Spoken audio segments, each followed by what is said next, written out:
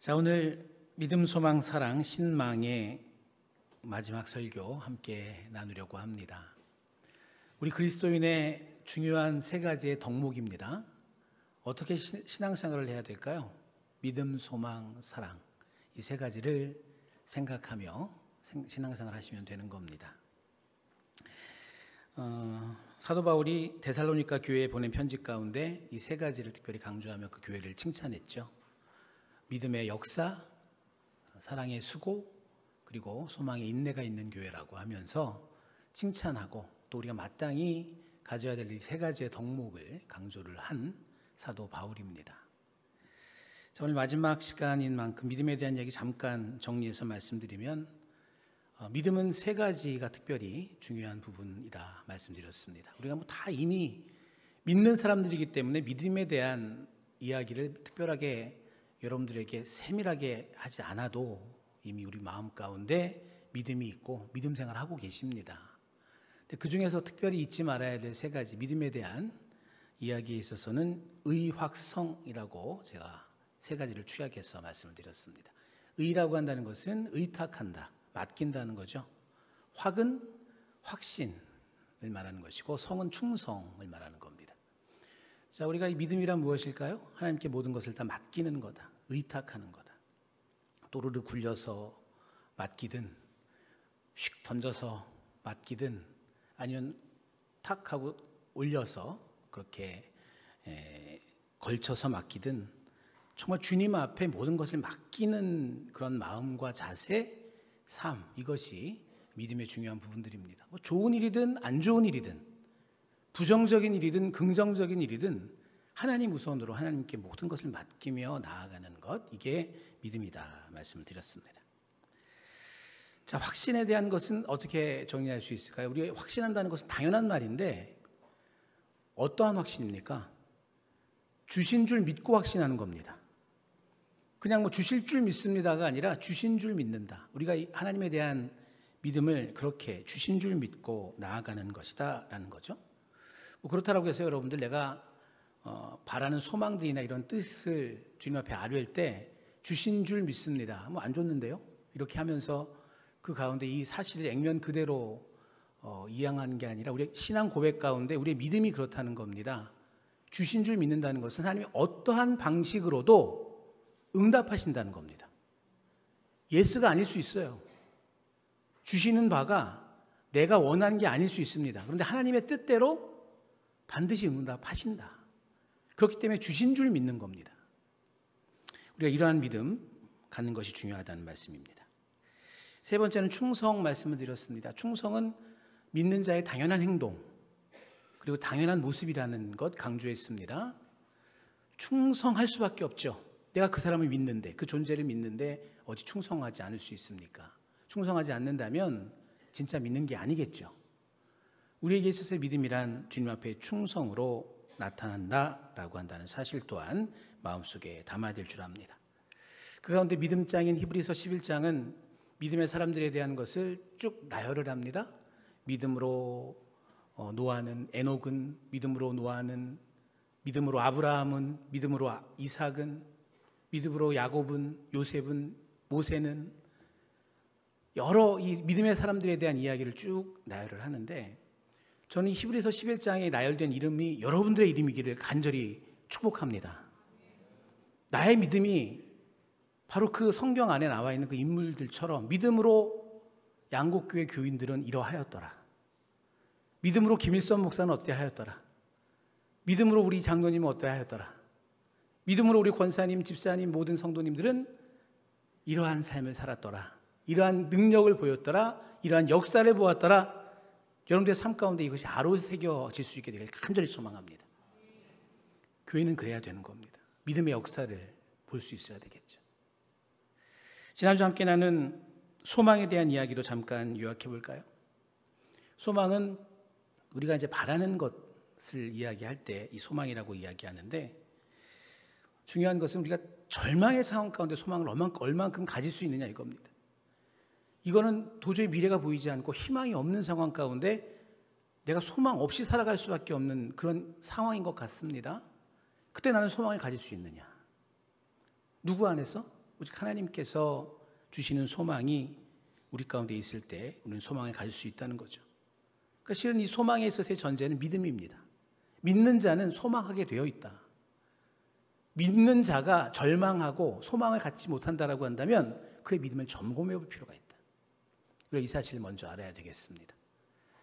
나라가 멸망하고 이스라엘 성전이 완전 폐허가 된 상황 가운데 이스라엘 민족은 절망했습니다. 포로로 다 잡혀가서 그 상황 가운데 하나님께서 에스겔을 통해 환상으로 소망을 그들에게 주셨죠.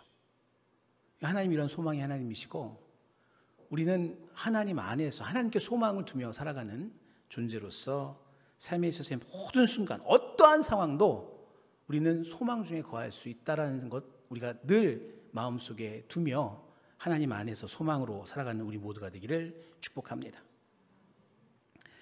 이 환상 다 이루어졌습니다. 그렇죠?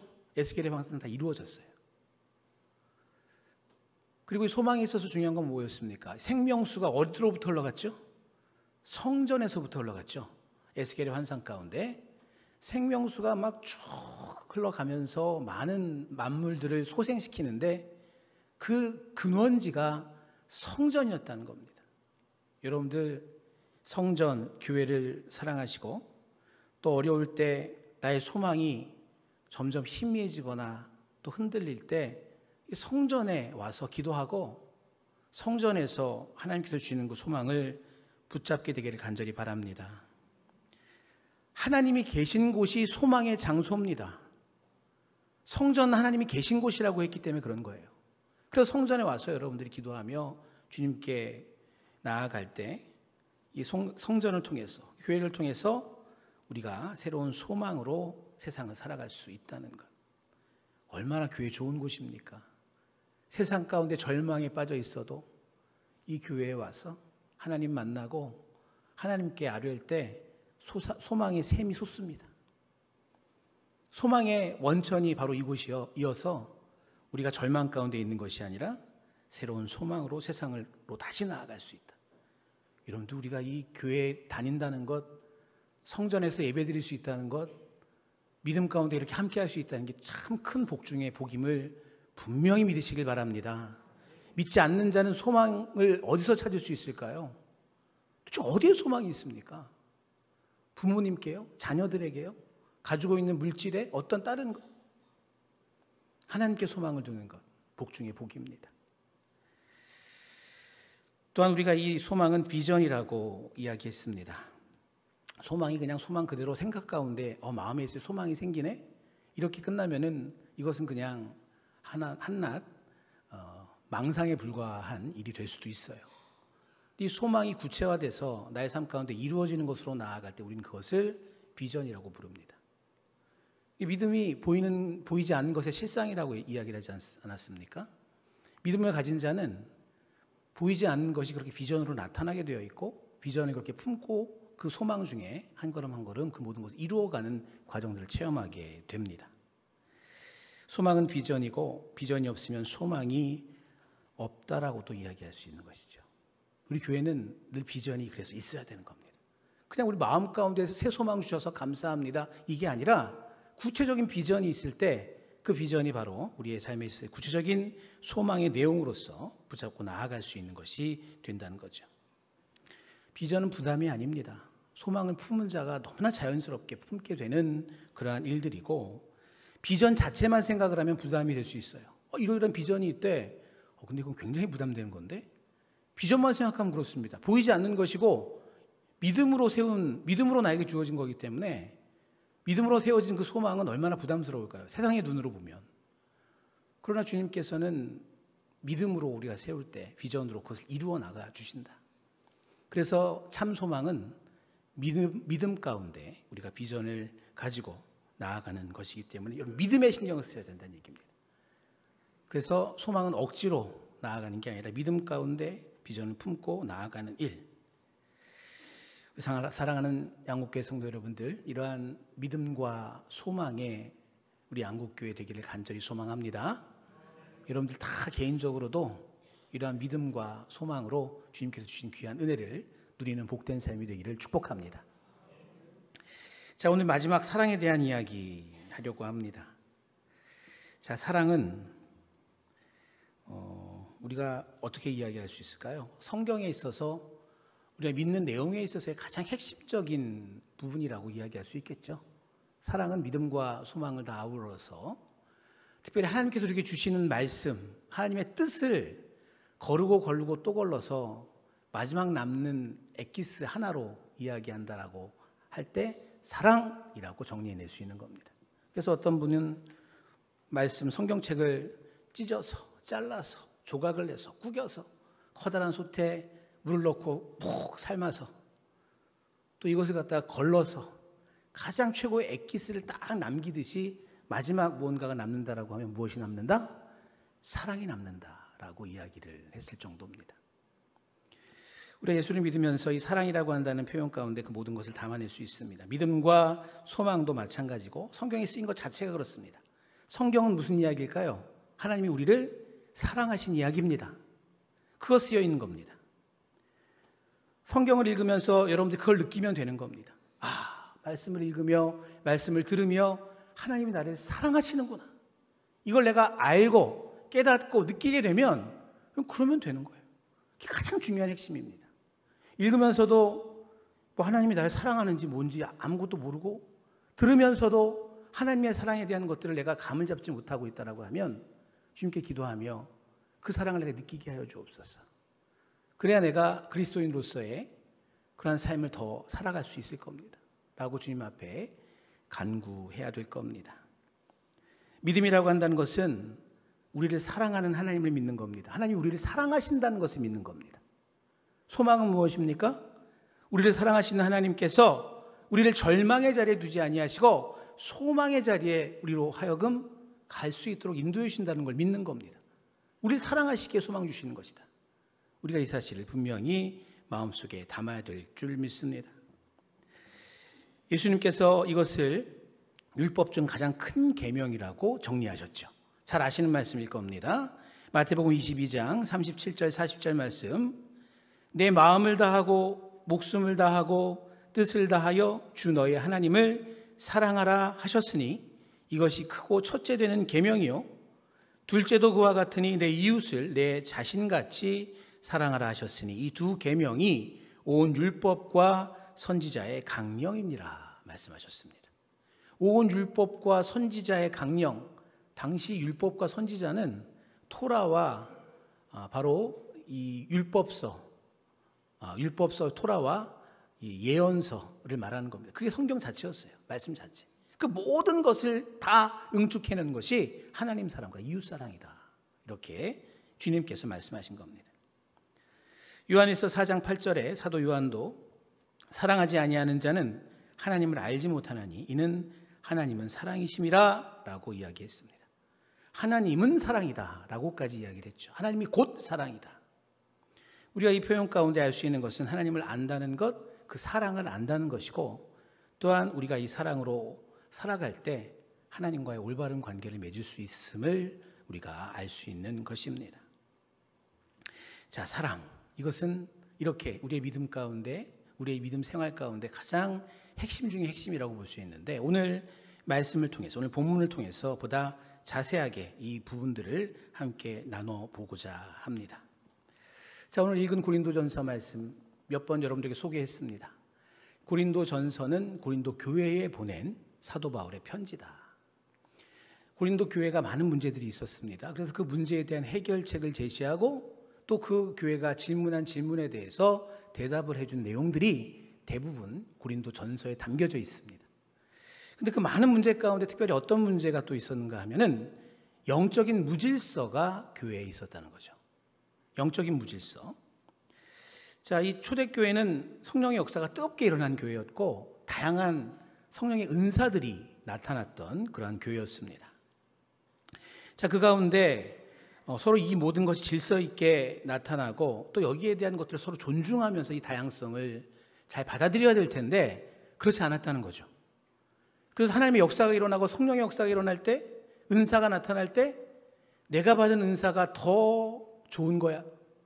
네가 받은 은사가 더 안 좋은 거야? 경중을 막 따지기 시작을 하고 그 중에서 특히 방언 같은 경우엔 방언을 받아야지 성령 받은 거야? 방언 안 받으면 가짜야? 뭐 이런 식의 얘기까지도 돌았던 겁니다.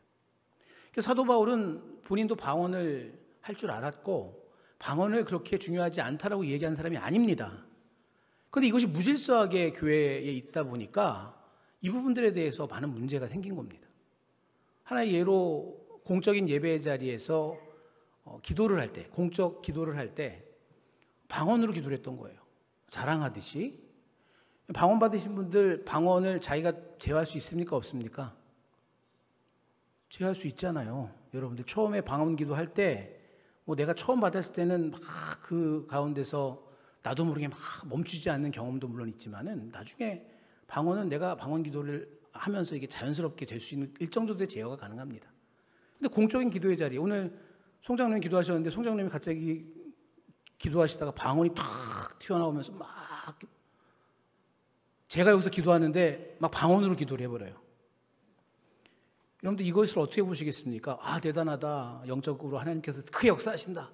이렇게 믿음으로 은혜로 받아들이면 참 감사하겠는데 그렇게 잘 안 되죠. 지금 뭐 하는 건가? 저게 무슨 기도인가? 아마 이렇게 생각하실 수 있고 또 그렇게 하는 사람도 자랑하듯 아, 나 방언 받았어 하면서 이러한 분위기가 초대교회에 있었다는 거죠. 고린도 교회에. 자, 그래서 사도 바울은 이야기합니다. 방언을 하려면 공적인 자리에서 하려면 통역까지 붙여라. 통변이라고 그러죠. 통변의 역사, 통변의 은사. 방언을 하면서 거기에 해석할 수 있는 것까지 함께 곁들여줘야지 안 그러면은 그렇게 하지 말라고 얘기를 한 거예요. 안 그러면 그냥 개인적인 기도할 때 방언하지 공적으로 뭐 그렇게 하면 그 교회 질서를 어지럽히니라고 사도 바울은 정리를 했습니다. 자, 그 외에도 사도 바울은 다양한 성령의 은사들을 언급을 했는데 그 성령의 은사들을 언급을 하면서 이건 정말 놀라운 하나님의 선물이잖아요. 우리가 뭐 방언, 예언, 뭐 그 외에 여러 가지 병자가 낫게 되는 이러한 치유의 능력도 받게 되는 경우도 있고 우리가 정말 이 엄청난 하나님의 선물, 귀한 선물을 받고 그 부분을 이야기하는 이 사도 바울에게 있어서 이건 매우 중요하고 교회가 성장해 나가는 데 있어서 이 은사를 잘 활용을 해야 되는 건 맞는데 빠지지 말아야 될 게 있다는 겁니다. 뭘까요? 사랑이란 얘기예요. 사랑. 아무리 놀라운 일이 이루어진다라고 하더라도 그 가운데 사랑이 빠진 상황 가운데서 이 일들을 행할 것이 아니다라고 강조한 겁니다. 오늘 본문의 1절에서 3절 말씀, 내가 사람의 방언과 천사의 말을 할지라도 사랑이 없으면 소리나는 구리와 울리는 꽹과리가 되고 예언하는 능력이 있어 모든 비밀 지식을 알고 산 옮길 만한 믿음이 있을지라도 사랑이 없으면 아무것도 아니요. 내게 있는 모든 것으로 구제하고 내 몸을 불사르게 내줄지라도 사랑이 없으면 내게 아무 유익이 없다라고 이야기합니다. 여기서 말한 모든 것은 사도 바울이 중요시한 거예요. 강조한 겁니다. 방언도 그렇고 천사의 말, 예언, 믿음, 구제, 희생, 정말 중요한 기독교적 가치, 신앙생활을 하면서 우리가 실천해야 될 내용들, 사도 바울도 강조하고 강조했던 그것들입니다. 자, 그러한 귀한 가치와 중요한 영적인 은사들인데 그 가운데 사랑이 빠지면 아무것도 아니라고 사도 바울이 이야기하고 있는 겁니다. 사랑이 빠진 상황 가운데서 방언을 한다? 울리는 꽹과리 소음밖에 안 된다.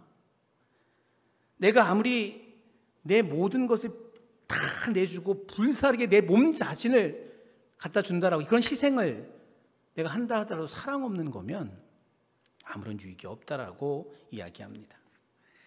자, 오늘 이 말씀 가운데 가장 먼저 새겨야 될 게 바로 이 지점이에요, 여러분들. 우리가 이 지점을 가장 먼저 새겨야 될 줄 믿습니다. 우리의 모든 행동과 모든 일의 중심에는 무엇이 있어야 된다? 사랑이 있어야 됨을 믿으시길 바랍니다. 사랑이 있어야 됩니다. 우리가 봉사하고 우리가 섬기고 헌신하고 또 우리 가운데 어떠한 교제와 친교가 있고 하물며 내가 정말로 내 자신을 희생하는 숭고한 희생이 있다? 사랑이 없으면 이 모든 것이 의미를 잃는다는 겁니다. 그것은 자기 과시가 될 수 있고 자기 업적이 될 수 있고 그 가운데 때로는 그 반대로 왜 나만 하냐 이렇게 될 수 있고 왜 너만 하냐? 이렇게 될 수도 있고. 여러분, 그 어떠한 것들도 부정적인 그러한 결과로서 나아갈 수 있다는 겁니다. 사랑에 기반하지 않는 어떤 수고와 선행, 교회의 덕을 이룰 수 없다는 것이죠. 자, 그런데 여러분들, 여기에서 사랑은 어떤 걸까요? 우리 인간적인 사랑이 아니죠. 하나님 우리에게 베풀어 주신 사랑, 소위 말하는 아가페, 히브리어로 말하면 헤세드 사랑을 말하는 겁니다. 무조건적인 사랑, 조건이 아닙니다. 기브 앤 테이크가 아니에요. 내가 너를 이만큼 주고 사랑했으니 너도 일정 정도는 줘야 되지 않겠니? 생각하며 조건에 붙이는 사랑이 아니란 얘기입니다. 하나님 우리를 사랑해 주실 때 어떻게 사랑해 주십니까? 하나님이시기 때문에 사랑해 주시지 않습니까? 우리는 인간이기 때문에 그 사랑을 받는 것 아닙니까? 내가 잘나서 그렇습니까? 내가 선해서 그렇습니까? 내가 의로워서 그렇습니까? 하나님, 내가 예뻐서 과연 그러실까요? 그냥 존재만으로 하나님이 무조건적으로 우리를 사랑해 주시는 거예요. 우리가 때로는 하나님을 배신한다 하여도 주님은 사랑하십니다. 성경을 보십시오. 하나님은 우리를 사랑하시고 인간은 배신하는 역사가 나와 있지 않습니까? 이스라엘 민족이 대표적인 민족인 것이고, 끊임없이 배신하고 하나님의 그 자리에 하나님을 인정하지 않고 나를 갖다 두고 자기중심적으로 우상을 갖다 두고 이렇음에도 불구하고 하나님 우리를 내치지 아니하시고 계속 사랑하시는 그러한 하나님을 우리들이 성경을 통해서 만날 수 있습니다. 배신을 당해도 원수같이 굴어도 알아주지 않아도 사랑하는 것이 여기서 말하는 것입니다. 그 사랑 없으면 그 어떤 은사를 가지고 어떤 사역을 한다 하여도 소용이 없고 오래가지 못한다라고 한다는 거죠. 그렇습니다. 돌아보면 그렇습니다. 내 열정을 가지고 은혜 받아서 그 순간 내가 열심으로 무언가 섬기겠다, 나누겠다, 사역하겠다 나섰을 때 사랑을 우리들이 놓치고 사랑이 빠진 그 자리에 계속 서 있으려고 한다면 시험에 걸리게 됩니다. 별거 아닌 작은 거가 왜 내 마음에 걸릴까요? 처음에는 별거 아니었는데 나중에 그게 왜 걸리고 왜 그게 나에게 있어서의 의심의 어떠한 출발점이 되고, 사랑이라고 한다는 것은 늘 전제가 돼야 되는데 그 사랑은 바로 하나님의 사랑, 무조건적인 아가페 사랑이어야 한다는 것입니다. 자, 이러한 사랑의 원리를 우리들이 분명히 알고 있어야 되는 것이고요. 그 다음으로 이제 이 사도 바울이 본문 4절 이하에 보다 구체적으로 사랑에 대해서 하나하나 사랑은 무엇이라고 설명합니다. 읽어보면은 너무 구체적이죠. 뭐 이렇게 구체적으로 이야기를 해? 사랑이면 사랑인 거지. 각자 사랑이 있는 거 아니야? 알아서 하게 하시지? 하지만 여러분들이 사랑을 왜 이렇게 구체적으로 말해놨을까요? 사랑은 구체적이어야 되기 때문입니다. 사랑은 여러분 두루뭉술한 게 아닙니다. 대충 이렇게 해서 사랑해보자, 한번 사랑, 이게 아니라 구체적으로 표현하고 구체적으로 내가 어떤 행위나 어떤 일들을 통해서 그 사랑을 전해야 된다는 얘기입니다. 그래서 사랑의 수고라고 한다는 말이 붙는 거죠. 자, 말씀 보시면 4절 말씀에 사랑은 오래 참고 사랑은 온유하며 라는 두 가지의 이야기가 먼저 나와 있습니다. 자, 하나하나 잠깐 살펴보면 사랑은 오래 참는다 하였습니다. 가장 먼저 이 사랑에 대한 것으로 오래 참음이 왜 나왔을까요? 오래 참음이 사랑의 가장 기본이기 때문입니다. 내가 그를 사랑해서 이것도 해주고 저것도 해주고 이것도 하고 저것도 하고 다 뭐 재워줄 것도 재워주고 이래저래 하는데 참아주질 못하네. 이건 무슨 소용이 있을까요? 내가 그 사람한테 사랑을 받았다라고 느낌도 안 올지 몰라요. 다른 거 다 사랑으로 해줬는데 참아주질 못해. 여러분, 사랑의 기본은 오래 참음입니다. 오래 참지 않고 다른 거 사랑한다고 해줘봤자 소용이 없습니다. 가만히 생각해 보세요. 우리가 분명히 이 사실을 알아야 됩니다. 오래 참음, 사랑의 기본, 우리가 사랑을 함에 있어서 다른 거는 몰라도 이 오래 참아주는 거 하나만 해도 우리는 그를 사랑한다라고 이야기할 수 있고 그는 나의 사랑을 느낄 수가 있습니다. 쉽지가 않죠. 오래 잘 참으십니까? 잘 받아주십니까? 상대방에 대해 오래 참고 계시냐고요. 이 사랑의 구체적인 오래 참음에 대한 것을 우리가 늘 우선으로 생각해야 되고 우리가 이 부분을 늘 마음속에 생각해야 됩니다. 사랑하지 않으면 참을 이유가 없죠. 그렇죠? 사랑 안 하는데 내가 왜 그를 위해서 왜 참아줍니까? 내 성질대로 하면 되지 않습니까? 참을 이유가 없어요. 사랑하지 않으면. 사랑은 오래 참는 것임을 우리가 먼저 생각하고 이 시간 마음속에 새기고 실천하길 다짐할 수 있게 되길 바랍니다. 두 번째로 사랑은 온유하다라고 이야기했습니다. 온유함은 우리가 다 아는 단어입니다. 친절하고 또 새한글 성경을 보니까 다정하다라고 되어 있습니다. 맞습니다. 친절하고 다정한 것이 온유함 가운데 나와 있는 것입니다. 헬라어 원어로 이 첫째적인 의미가 여기에 있습니다. 그런데 문제는 뭘까요? 친절하고 다정한 사람을 보면서 그 사람은 나를 사랑하는구나 라고 모두가 다 느끼십니까? 때로는 가식이 있다는 얘기입니다. 누가 나에게 친절을 이야기하고 친절하게 대해주고 다정하게 대해주는데 이게 진짜인가? 여러분들, 내가 내 어떤 목적을 위해서 그 누구에게 친절히 대하고 다정하게 대할 수 있습니까? 없습니까? 대할 수 있잖아요. 여러분들, 이 가식이라고 한다는 가식적인 온유함이 있을 수 있다는 얘기입니다. 자, 그래서 이 온유라고 한다는 말 가운데는 친절하고 자비하고 다정하다는 뜻 외에 또 하나의 뜻이 담겨져 있습니다. 크레스토스라는 말 가운데는 쓸모있고 유용하다는 뜻이 담겨져 있습니다. 이해가 잘 안 될 수 있어요. 뭐 우리가 온유하고 다정하고 친절한 게 뭐 쓸모있고 유용하다는 게 어떠한 뜻이, 이게 도대체 어떤 연결이 있을까? 가만히 생각을 해보시고 묵상을 해보시면 진정한 친절, 진정한 다정함 가운데 상대방을 고려하고 정말 생각하고 상대방이 유용할 수 있는 어떤 그러한 목적을 가지고 다가섬이 필요하다는 얘기입니다. 나의 목적을 가지고 그냥 그 순간적인 어떠한 뭔가를 이루기 위해서 그냥 친절해 보이려고 내 이미지를 위해서 혹은 나의 목적을 위해서 다정에 그냥 선거 처리되면 그런 사람들이 많잖아요. 그렇죠? 선거 전에는 막 뭐 뻣뻣하고 뭐 교만하고 막 다정하지도 않고 냉정하던 사람이 선거에 나오려고만 하면 그렇게 친절해지고 다정해지지 않습니까? 가식적이죠. 끝나고 나면 또 달라져. 그게 아니라 상대방에게 얼마큼 유용하고 가치 있게 행동을 하며 친절함과 다정함이 있는가를 생각해 보면 그게 진짜라는 얘기입니다. 자, 그래서 사랑하는 자는 바로 그렇게 나의 유용이 아닌 바로 상대방을 위해서 상대방의 쓸모와 상대방을 유익하게 하기 위한 그러한 기본적인 마음을 가지고 상대방을 다정하게 친절하게 대하는 모습이다라는 것이 이 가운데 담겨져 있는 것이죠.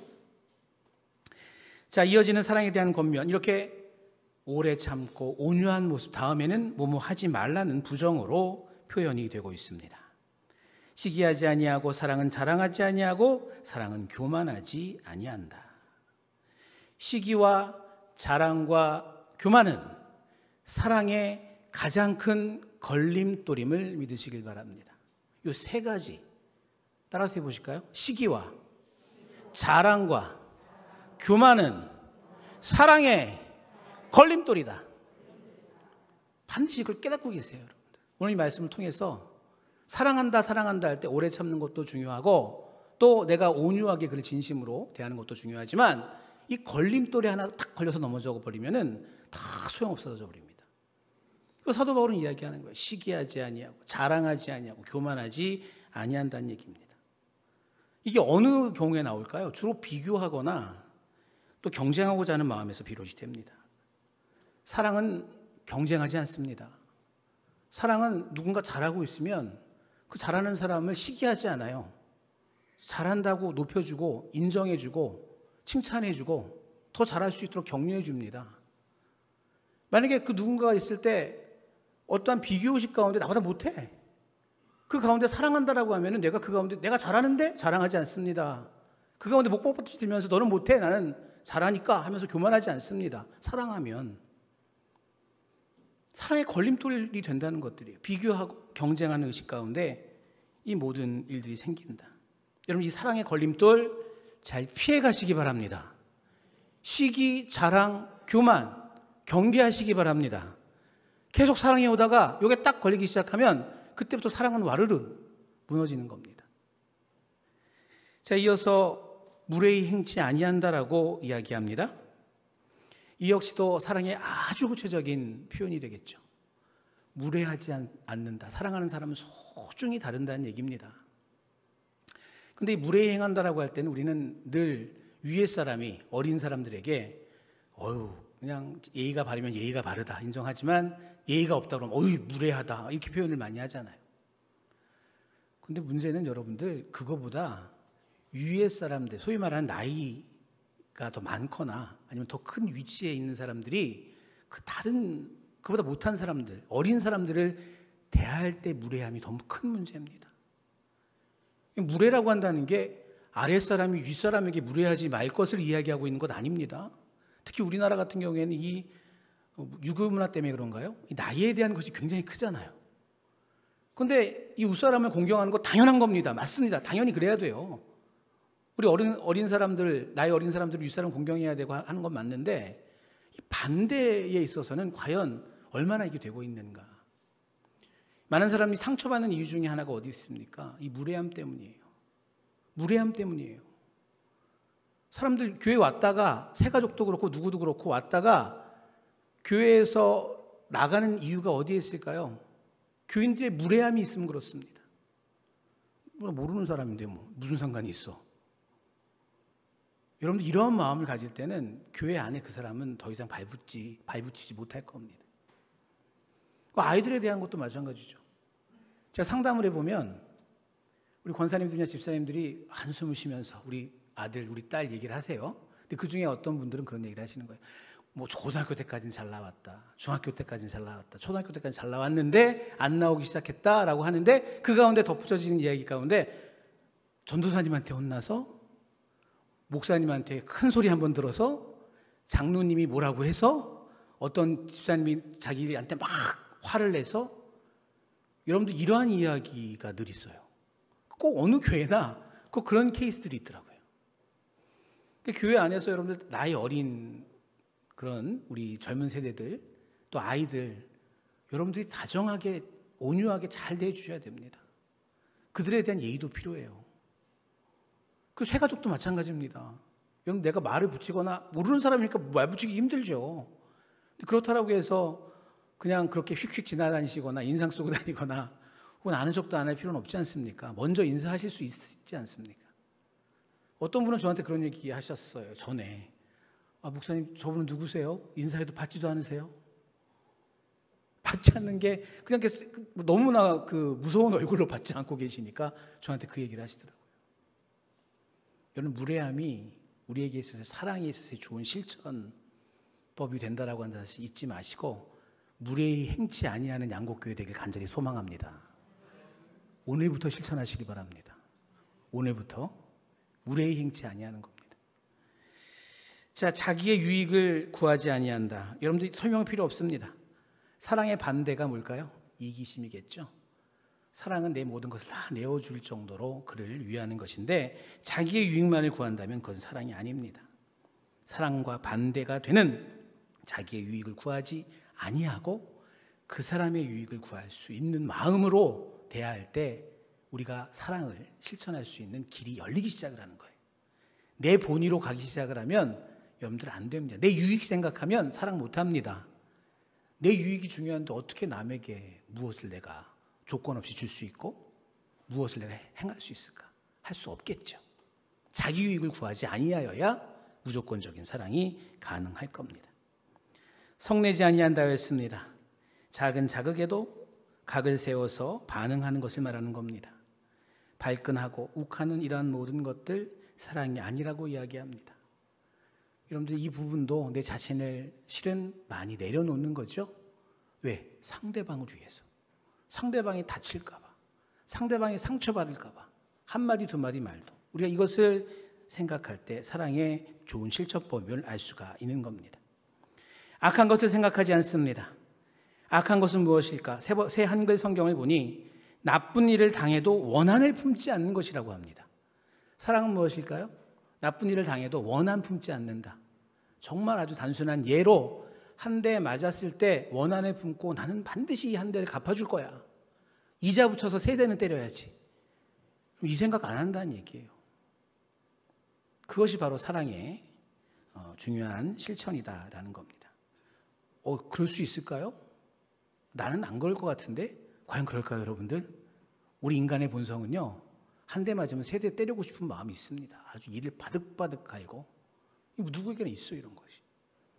그리스도의 사랑 가운데 악한 생각하지 않고 이 사랑을 실천해야 될 겁니다. 자, 뒷부분에 있는 마지막에 있어서 이 부분이 매우 중요한 부분이라고 저는 생각을 합니다. 6절, 7절 말씀. 불의를 기뻐하지 아니하며 진리와 함께 기뻐하고 라고 하는 말입니다. 자, 여기에 있어서 사랑은 불의를 기뻐하지 않는 것이라고 이야기합니다. 여러분들, 불의라고 한다는 것은 우리가 기뻐할 것이 아닙니다. 사랑이라고 다 좋은 게 아니란 얘기입니다. 불의한 것은 그냥 두어서는 안 되는 것입니다. 사랑으로서 모든 것을 덮는 게 다가 아니란 얘기입니다. 믿지 않는 사람들이 잘 이용하는 거죠. 돈 좀 꺼줘. 10만 원만 꺼줬어요. 안 주길래 야, 돈 갚아야지 이야기를 했을 때 야, 교회 다니는데 뭘 그 재촉을 하고 있어. 거저주는 거 아니야? 예수님이 그렇게 가르쳤잖아. 이렇게 이야기를 더 잘 알아요, 그런 부분들을. 그 부분들에 대한 것들이 악용하려고 하는 것들이 있어요. 하지만 여러분들 사랑한다고 불의를 그냥 두어서는 안 되는 거예요. 하나님 정의로우신 분이십니다. 불의를 기뻐하지 아니하고 진리와 함께 기뻐하는 겁니다. 그게 사랑입니다. 세상 가운데 그가 잘잘못을 분명히 알게 하는 것 필요하다는 얘기죠. 우리의 사랑 실천 이 부분에 있어서의 불의와 함께 하지 아니하고 진리와 함께 하는 것이 매우 중요한 일임을 이 말씀을 통해 또한 알 수 있습니다. 모든 것을 참고 믿고 견딘다는 것은 사랑의 성실성을 의미한다고 저는 생각을 합니다. 어려워도 참고 지그시 믿고 견디는 것 한 번으로 끝나는 것이 아니라 모든 일에 사랑은 오래 참고 한 번 오래 참고 사랑은 온유하며 한 번 온유하며 사랑은 한 번 시기하지 않고 한 번 이게 아닙니다. 모든 일에 지속성과 성실성을 가지고 우리들이 이것을 실천해 나갈 때 이것이 사랑의 온전한 실천이 됨을 믿으시길 바랍니다. 이 모든 것 공통점이 무엇일까요? 다 추상적이지가 않다는 거죠. 구체적인 겁니다. 사랑은 구체적입니다. 실제적인 것입니다. 실천적인 것입니다. 사랑은 감정이 아닙니다. 사랑은 우리가 실천해야 될 것입니다. 사랑은 움직이는 겁니다. 사랑은 움직인다라고 해서 배신하라는 얘기는 아닙니다. 사랑은 그를 위해 내가 움직이는 겁니다. 그래서 사랑의 수고다 이야기하는 것이죠. 요한일서 3장 16절에서 18절 말씀에 그가 우리를 위하여 목숨을 버리셨으니 우리가 이로써 사랑을 알고 우리도 형제들을 위하여 목숨을 버리는 것이 마땅하니라. 누가 이 세상의 재물을 가지고 형제의 궁핍함을 보고도 도와줄 마음을 닫으면 하나님의 사랑이 어찌 그 속에 거하겠느냐? 자녀들아, 우리가 말과 혀로만 사랑하지 말고 행함과 진실함으로 하자 이야기하고 있습니다. 행함, 진실함, 이것으로 하는 것이 사랑임을 알 수 있는 것이죠. 힘듭니다. 참 힘들어요. 이야기를 들어보니 이 사랑의 삶이 참 맞는 것 같고 이 그리스도의 사랑이라고 한다면 실천해야 되는 게 참 맞는데 힘든다라는 생각이 들 수 있습니다. 힘들어요. 맞습니다. 믿음의 눈으로 보지 아니하면 힘듭니다. 우리가 이 사랑을 받지 아니하고 행하려고 하면 힘듭니다. 그래서 우리 가운데 하나님 앞에 바로 서야 될 이유가 바로 여기에 있습니다. 기도하며 하나님, 제가 무엇이라고 저를 이렇게 사랑해 주십니까? 하나님, 제가 무엇이라고 저에게 이것을 이렇게 허락해 주십니까? 하나님, 제가 무엇이라고 저의 이 잘못을 용서해 주십니까? 하나님, 제가 무엇이라고 주님의 자녀라고 이야기하시고 저를 하나님의 백성이라고 이야기해 주십니까? 이 고백이 있을 때만이 가능한 것임을 믿으시길 바랍니다. 그냥 하라는 얘기 아닙니다. 주님 앞에 바로 서고 믿음 가운데 우리가 이런 고백을 해나갈 때 주의 사랑으로 사랑하는 것, 이것이 우리들의 모습이어야 되는 것입니다. 사랑하는 양곡교회 성도 여러분들, 신망의 믿음과 소망과 사랑에 대한 이 신앙에 대한 설교를 이제 마치려고 합니다. 믿음, 소망, 사랑 이 세 가지는 모두 다 영원한 것입니다.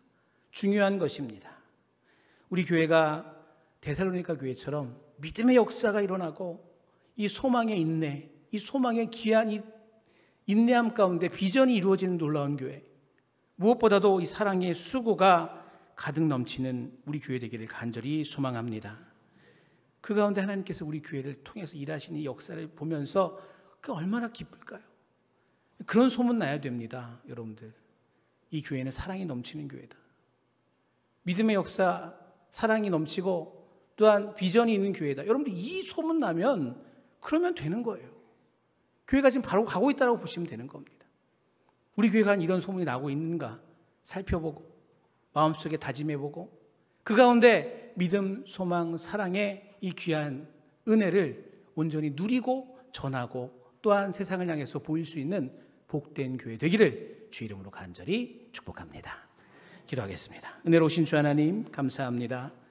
신망의 믿음과 소망과 사랑의 말씀을 주셨습니다. 오늘 특별히 주님의 그 사랑으로 세상을 사랑하고 우리가 서로 사랑해야 됨을 마음속에 담습니다. 사랑이 없으면 아무것도 아니라 하였습니다.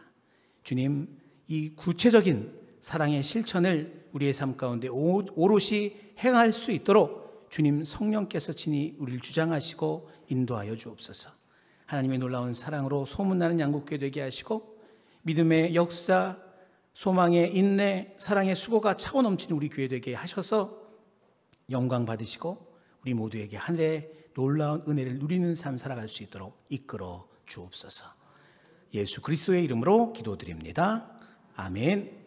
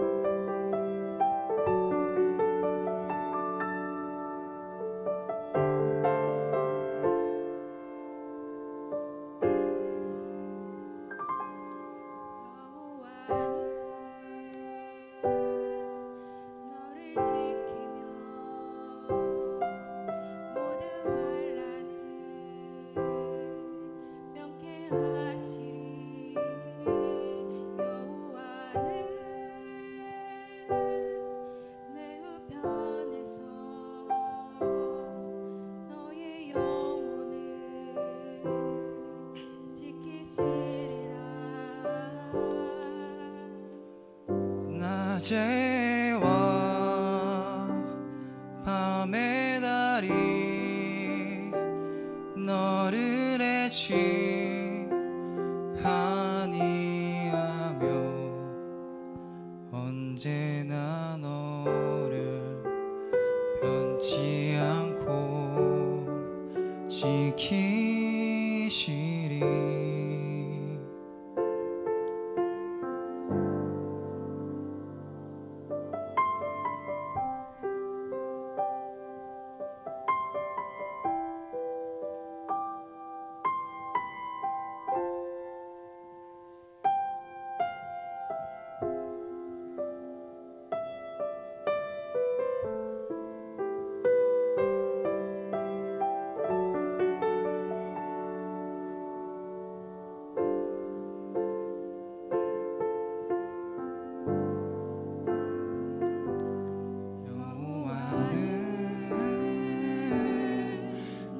지키며 모든 아픔을 위로하시리. 여호와는 내 우편에서 너의 마음을 지키시리라. 낮에 밤의 달이 너를 애취하니하며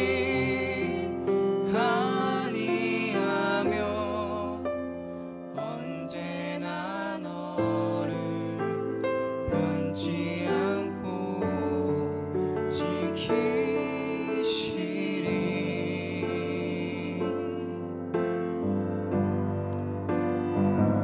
낮에 밤의 달이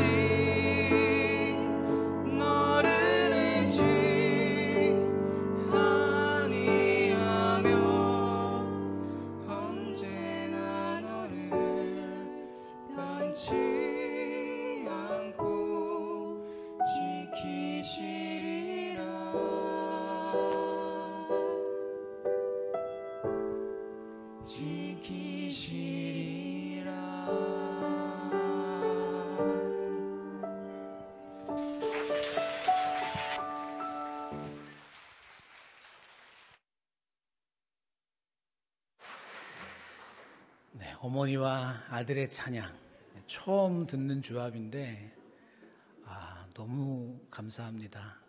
노래를 잘하기도 하지만 정말 하나님께서 기뻐 받으실 그러한 두 세대 부모와 자녀와의 귀한 찬양 감사합니다. 주님께서 영광 받으셨겠고 우리 모두에게 큰 은혜의 시간이었습니다.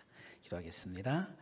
은혜로우신 하나님 감사와 영광을 돌립니다. 주님께서 허락해 주신 귀한 이 성일 주님께 나와 예배할 수 있도록 이끌어 주셨고 이 시간 기쁨으로 주님 앞에 봉헌할 수 있도록 인도하여 주신 것 감사합니다. 우리의 드림을 기뻐하시는 주님, 이 시간 드리는 것이 단지 물질만이 아니요 주님을 향한 감사와 사랑의 마음, 믿음의 고백인 줄 믿습니다. 받으시고 주의 귀한 은혜를 우리에게 부어주셔서 더 큰 감사로 영광 돌리는 우리 모두가 될 수 있도록 은혜 베풀어 주옵소서.